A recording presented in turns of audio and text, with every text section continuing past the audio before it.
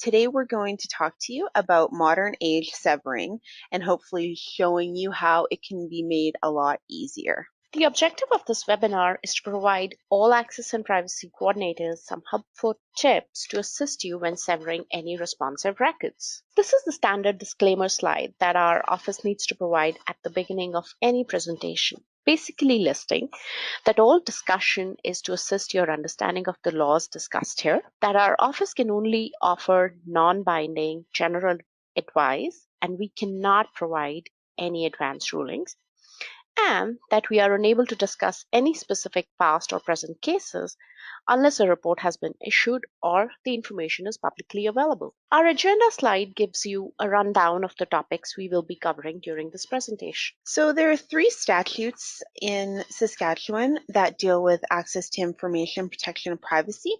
The Freedom of Information Protection of Privacy Act, or FOIP, the Local Authority Freedom of Information and Protection of Privacy Act, or LA-FOIP, and the Health Information Protection Act, or HIPAA. All 3 statutes, when it comes to accessing information, have provisions to sever information which is exempt from access. So we may be speaking around more FOIP or LA-FOIP, but it applies to all 3 statutes. So as you probably know, the right of access is triggered when an applicant makes a formal written request under FOIP, LA-FOIP, or HIPAA. This is found in Sections 5 of FOIP and LA-FOIP and Section 32 of HIPAA. The right of access under FOIP and LA-FOIP provides that individuals shall be permitted access to records that are in the possession or under the control of a government institution or local authority. And in HIPAA extends the right to an individual having a right to obtain access to his or hers personal health information that is in a record in the custody or control of a trustee. Once a formal written access to information request is received, you, as a FOIP coordinator, will need to search for all the records that are responsive to the request. You can find an effective search strategy in our IPC Guide to Exemptions for FOIP and LA-FOIP at www.oipc.sk.ca. And at the end of this webinar, we will have a slide that shows again the links to this and some additional resources. So this slide talks about once a public body receives an access request, one of the key steps for them is to identify records and all responsive records. So what do these terms mean? Records are the package of documents that would be responsive to the applicant's access requests that are in the public body's possession or control. Records can be in any format. They can be documents, letters, spreadsheets, emails, pictures, photographs, text messages. An applicant is entitled to copies of original records unless exemptions apply. Now, responsive records. Responsive means relevant. So any record that is reasonably relevant to the access request, which is in the possession or control of the public body. Our IPC Guide to Exemption explains both these terms further and better, and I encourage you to check our guide. Once you have identified all the responsive records, it is imperative that you make a copy of those documents and do not make any changes to the original records. This copy will become your working copy. If the access request goes for a review, our office will require both the original unsevered records and the severed copy of the records. Now, pagination means uniquely identify each responsive record, like putting numbers 1, 2, 3, 4, or where there are parts of the same record, you can choose 1.1, 1.2, and so on. You can paginate those records manually by handwriting the page numbers on the responsive records, or you can also paginate them electronically. We will show you the electronic pagination process in a few minutes. The next step is to create an index of records.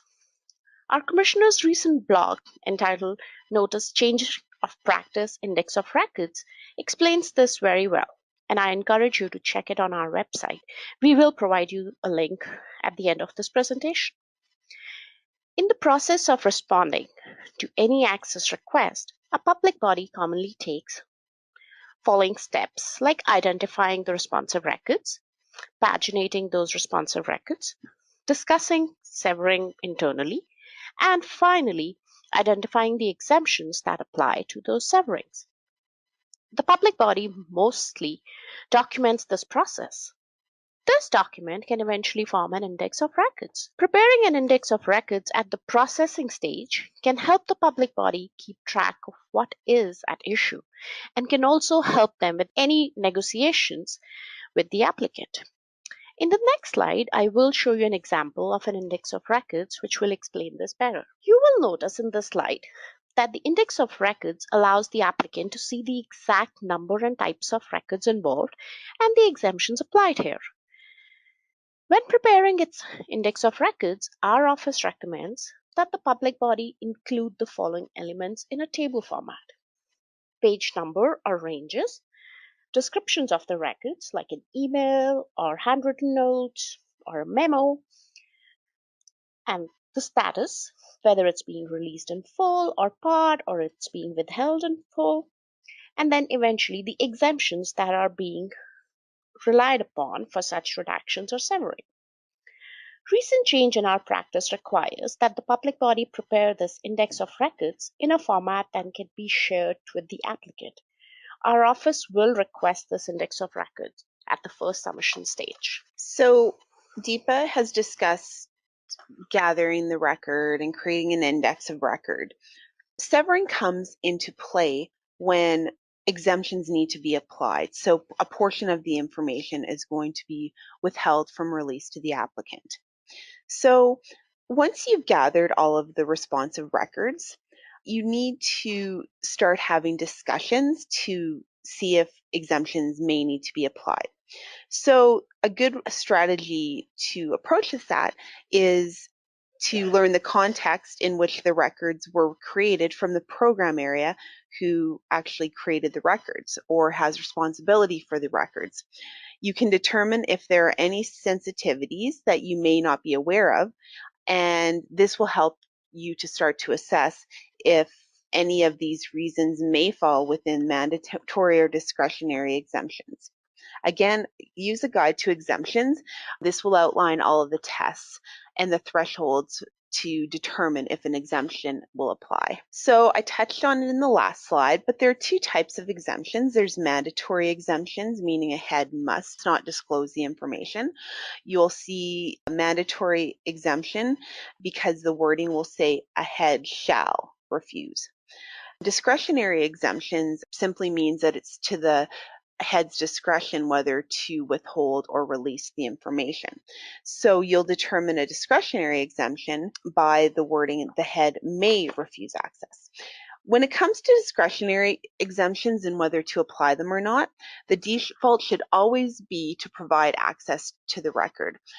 Withholding the record should only be contemplated if there is a harm with the release of the records. These harms may come and go, so there may be a harm today, but if an applicant requests the same information 2 years from now, maybe that harm no longer exists. So you always need to go through that determination.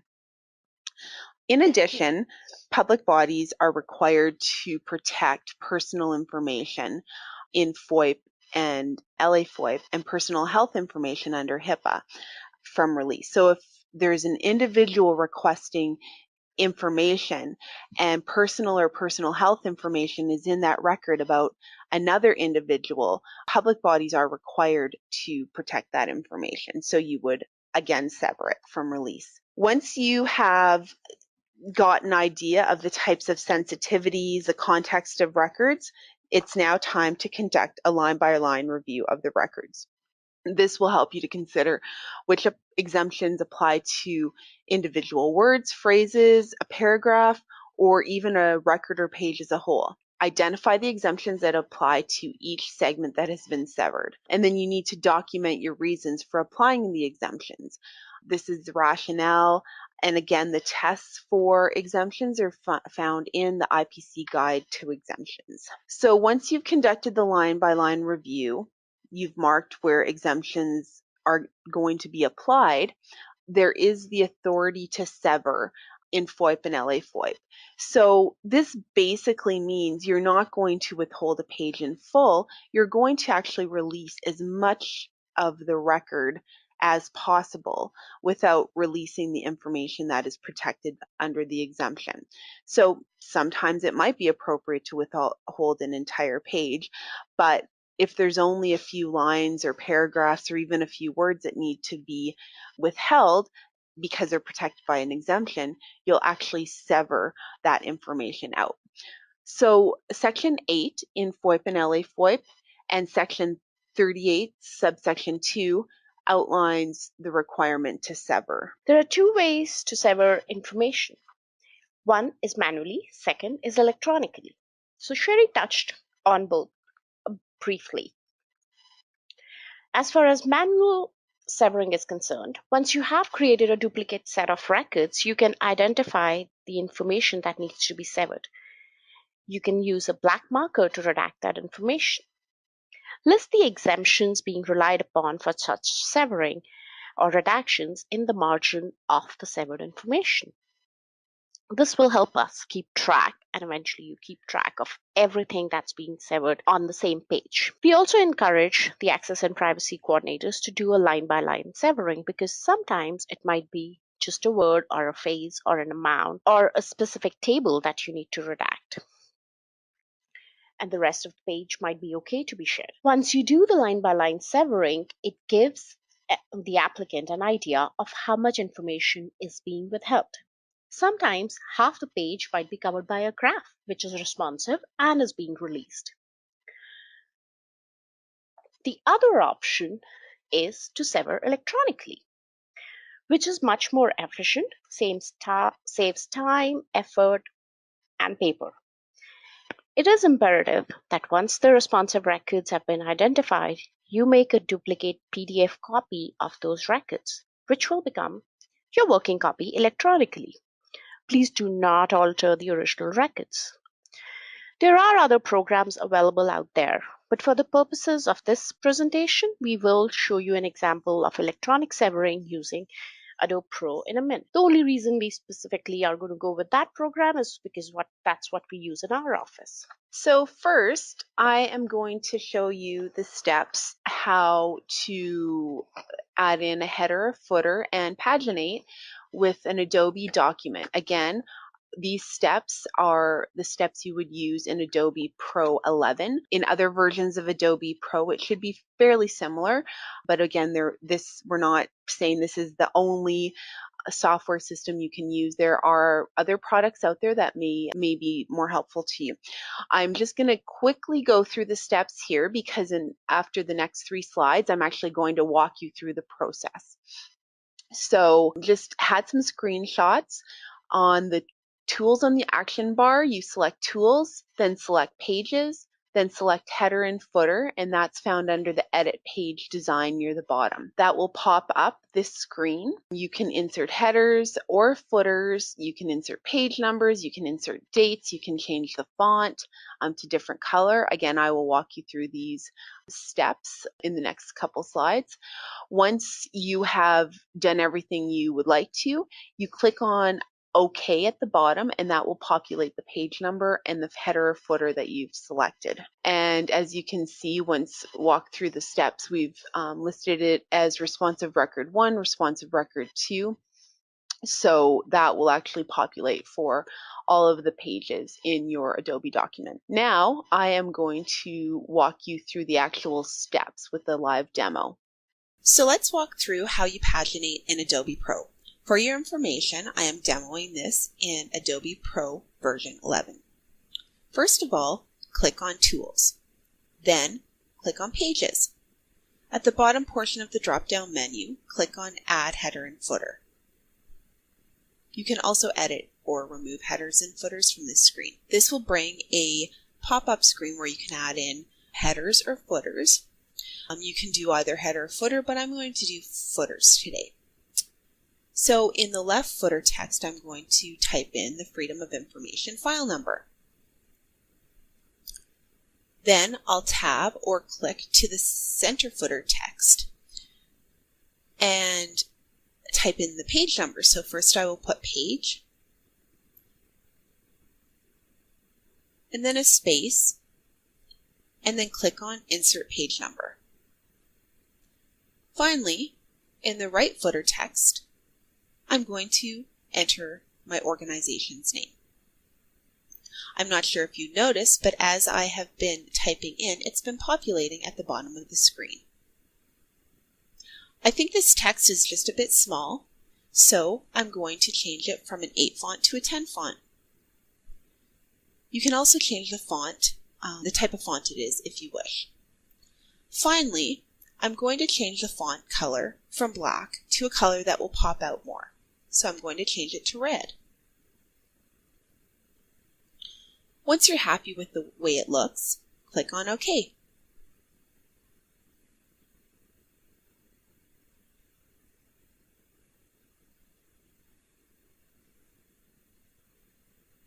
It will automatically populate the page numbers in this footer on all the pages in your document. So page 1, all the way down to page 16. It's a very easy way in order to quickly paginate the numbers and can be very helpful when you're creating your index of records. Don't forget to save your changes. So here I'm going to show you how to redact information. And again, I'm going to show you the screenshots here and eventually walk you through a live example. So when severing electronically, you can get to the redaction tool in a couple of ways. You can go to View, choose Tools, and then Protection menu, or you can go to the sidebar, select Tools, then Protection menu, and it will show you all the options and icons. You will notice it says Mark for Redaction, Pages to Redact, Apply Redactions. There are different icons and different options available there. Once you have identified what needs to be redacted, you go ahead and choose Mark Text for Redaction. Again, you are temporarily marking the text. You're not accepting the changes, you're just selecting it for consideration of being redacted. You can go ahead and then select those portions and put the exemptions. Do a right click, the comment box will appear, and in the comment box you can put the exemptions that you will be relying upon for those redactions. Following your internal discussions or review, you can go back and accept those redactions. If you need to reject some redactions, click on the black box and delete it. That will show the previously redacted text.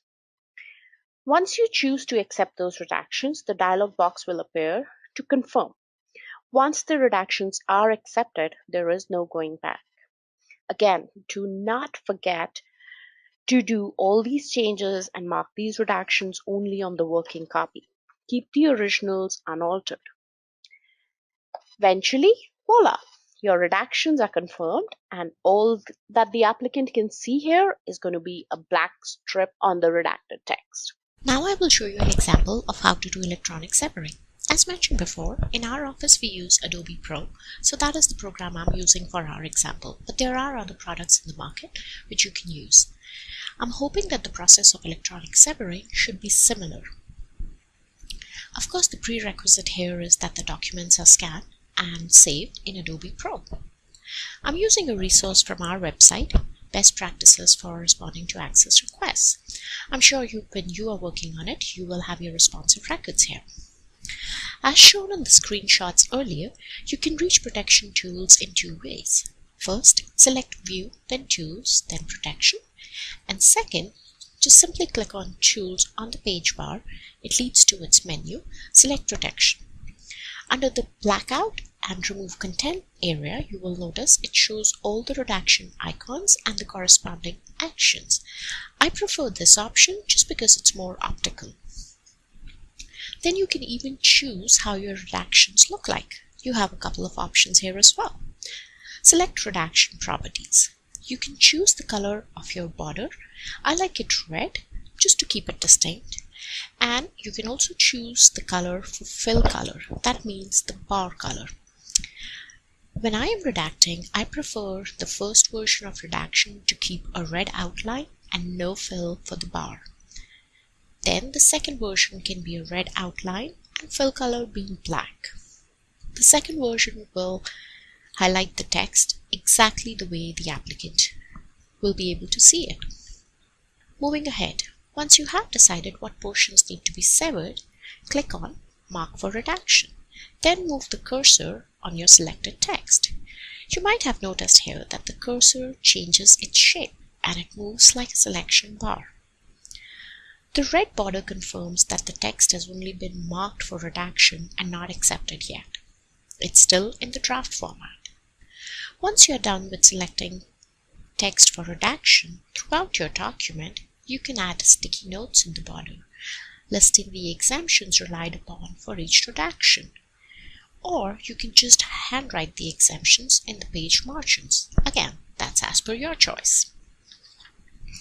After reviewing the entire document, if you want to unredact some of your redactions, just click on that specific redaction and press delete on your keyboard.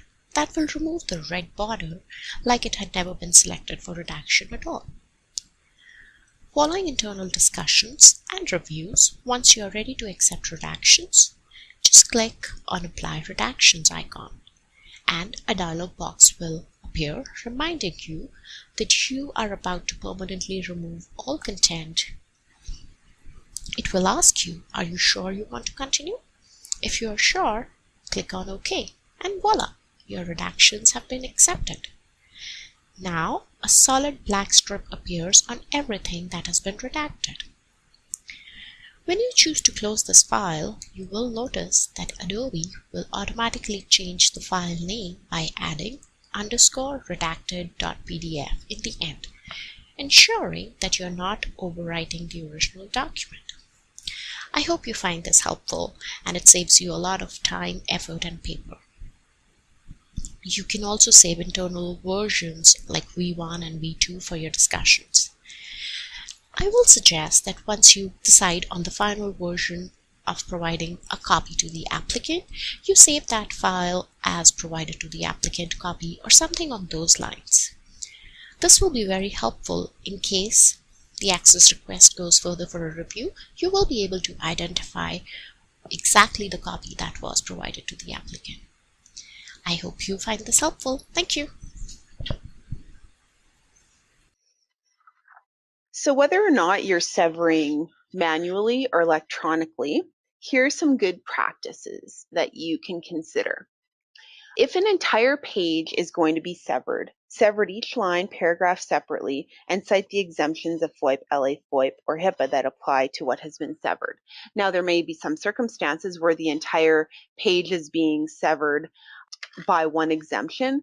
If that's the case, make it very clear to the applicant what information has been severed.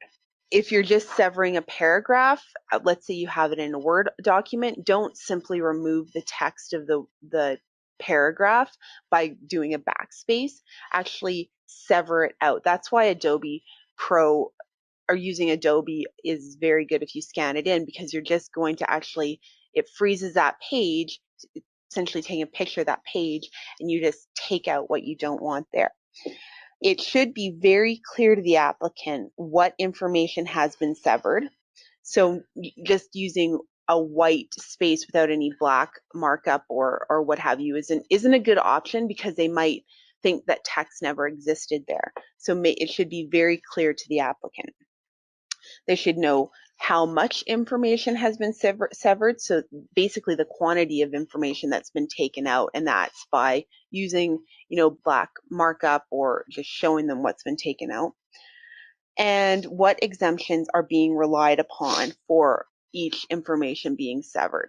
So for example, if you have an entire page of information that's being severed, and let's say the first page is being severed because it is 17.1a of FOIP, and then the next paragraph is being severed because of 16.1a of FOIP, and then a few words in the next paragraph is being protected as it is another individual's personal information.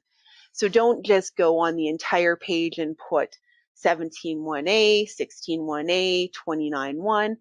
Actually show where the severing applies so the applicant knows that the whole page wasn't personal information, just a small portion of it was, or the entire page wasn't advice from officials, just a small portion of it was. A really nice method that we've been starting to see in our office is public bodies will, in their index of records, they'll reference it on the index of records, but when they sever information, they'll actually number it. So if it's page 1, they might have maybe they'll have 10 items severed on page 1. So it'll be each severing will be marked 1 through 10. And then page 2, they'll number it 1 through 10 so that it is very clear to the applicant what exemption applies. And then it makes it easier if there happens to be a review by our office and if you are making arguments in your submission as to why information should be withheld. Finally, as you know, once you have finalized records for an applicant, you need to communicate the decision to the applicant. So you will provide them a copy of the record that's being provided to them. And also you need to provide a written response to the applicant, which lists the exemptions that are being applied. So this is typically known in our world as a Section 7 under FOIP and LA FOIP, or the Section 36 response under HIPAA. Think of this as your cover letter. It's important to note that all responses, even if you're granting access to the record in full, must outline the applicant's right to a request a review by the Office of the Information and Privacy Commissioner. That is actually a requirement in the acts. There are model letters provided on the Ministry of Justice website that the Access and Privacy Branch have prepared, and it helps you with some acceptable language under Section 7 responses to the applicant. So here's another helpful tip from our office. Document the response process. This is a very important step in the public body's response process. This step will help you improve your response process internally, and it means you keep a record of everything that you're doing to respond to this access request. You keep a record of your search efforts, your actions, your response due dates, reasons for any delay that might occur, and so on. This process will be helpful if the access request goes for a review. We encourage you to create a document of your steps. Our office will need to understand the Access and Privacy Coordinator's process of response work, which is already documented here. Eventually, please keep a copy of the entire set of records that you provide to the applicant, redacted or not. Again, because if this access request goes further for a review, our office will require copies from you. So Deepa touched on this, but if our office receives a request for review from an applicant, our office, when we notify you of the review, we will generally require the record, which includes the unsevered record and the severed copy of the record that was provided to the applicant, your submission, which supports why the exemptions apply, and finally, we will be requesting an index of records. And that the commissioner just introduced a new process, which when we commence a review, we'll be requesting an index of records, and we will be providing that index of records to the applicant. You will find when applicants are provided with an index of records, it can help to narrow the scope of the review, may give them a better understanding of why information was withheld. So when you're preparing the index of records, make sure the information that is on the index of records is something that can be shared with the applicant, because our office will be sharing it with the applicant. And this is a new procedure that will be coming into play right away. A great resource for you when you're going through the review process is what to expect during a review with our office, and that can also be found on the OIPC website. So again, our resources slide gives you links to all the resources that we mentioned throughout our presentation. First is our website, www.oipc.sk.ca. Then our new process that is being introduced regarding index of records, the IPC guide to exemptions, then a couple of other blogs that might be helpful, which is regarding severing and 3 minutes for search. I highly encourage you to check this. Thank you for joining us today. Please consider, if you have Twitter, to follow us on Twitter at Sask IPC. Every time a new resource is put up on our website or a new practice, a new report, we always tweet that. And in addition, interesting access and privacy news stories from across the country and across the world that may interest you on a professional but also a personal level. Our website is oipc.sk.ca. On that website, you can find all of the resources that we spoke about today. As noted earlier, we gave our demos based on Adobe Pro 11.